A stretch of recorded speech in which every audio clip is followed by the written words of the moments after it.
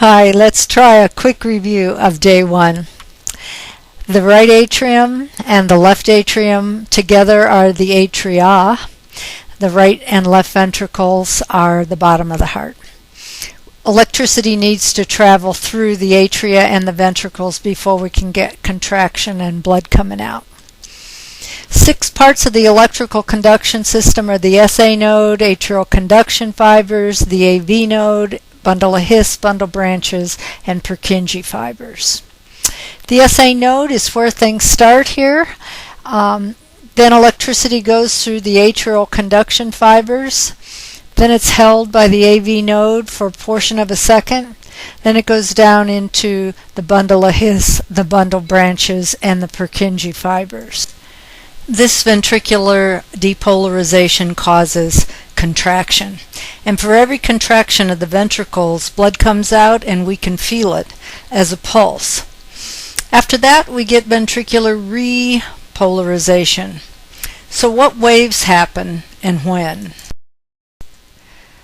Nothing shows up on EKG when the SA node fires. When electricity travels through the atrial conduction fibers, we get a P. When it goes through the ventricles, we get a QRS. And the question is, where's contraction on the EKG? There's nothing we can see, but we feel a pulse after each QRS. The QRS causes a pulse, and after that we see a T wave. T's are caused when the ventricles recover. Next we review all the waves that we know. P wave is caused by atrial depolarization on the top of the heart, and the QRS and the T are caused when the ventricles depolarize and repolarize. Great, we got that out of the way. The next thing I want to review with you are the 3 intervals that we learned. First one was the PR interval, which includes the P and the flat part. Then the QRS, which goes from those first red dot to the second red dot.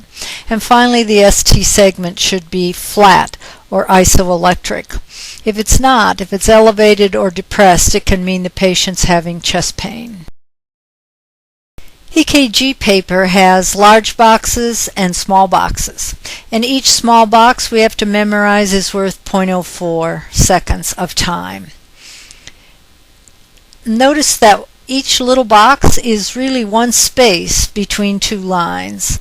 So one little space is 0.04 seconds and 2 little spaces would be 0.08. We're going to measure PR intervals and QRS durations in little boxes and multiply that times 0.04 seconds. Here I counted 5 little boxes in the PR interval. Multiply that times 0.04, and 5 times 4 is 0.20. Normal PRs are from 0.12 to 0.20. QRSs to be normal have to be skinny, equal to or less than 0.10. This one has 2 little boxes times 0.04, and that comes out to 0.08 seconds, which is normal and less than 0.10 seconds. PR intervals that are too short or too long do mean something, and you'll understand it soon. QRSs that are too wide also mean something. So what should we have memorized so far? One small box is 0.04. PR is 0.12 to 0.20 seconds, and a normal QRS is 0.10 seconds or less. Now we're ready to talk about rhythm. Rhythm will be regular if the waves are the same distance apart. If the P's are regular, atrial rhythm is regular. The QRSs are made by the ventricles, and if the QRSs are regular, so is ventricular rhythm. Let's look at some QRSs and their P's and decide regular or irregular. Look at the R to R to R to R looks regular. And I do see tiny little P to P to P in front, both regular. Let's try another tracing. R to R to R, whoops, not regular, ventricular rhythm irregular. These P's are not there, so we say NA. This time the R to whoops, irregular for ventricular rhythm. This time there are also irregular P's, and now the challenge of rate. In order to chart rate, we have to count the number of QRS's and multiply times 10 to be able to write ventricular rate. This is only going to work if we're looking at a 6-second strip with 30 large boxes in it. And I have little triangle arrows that mark 30 large boxes. So here, those little black triangles up there, between them, count QRS's. I see 1, 2, 3, 4, 5, 6 QRS's, and in front of them 6 P's. And 6 times 10 is 60 for the ventricular rate and 60 for the atrial rate as well. Let's try rate on this tracing. Between the arrows, how many QRS's? 4. And in front of them, 4 tiny little P's. So the atrial and ventricular rate is 4 times 10, or 40. We're supposed to notice what's abnormal about all the tracings we look at.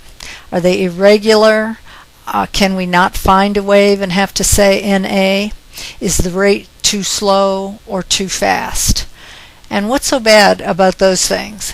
If we find abnormal things, that decreases cardiac output for the patient, and they have less oxygen going to all their cells, and we need to tell the appropriate person. Well,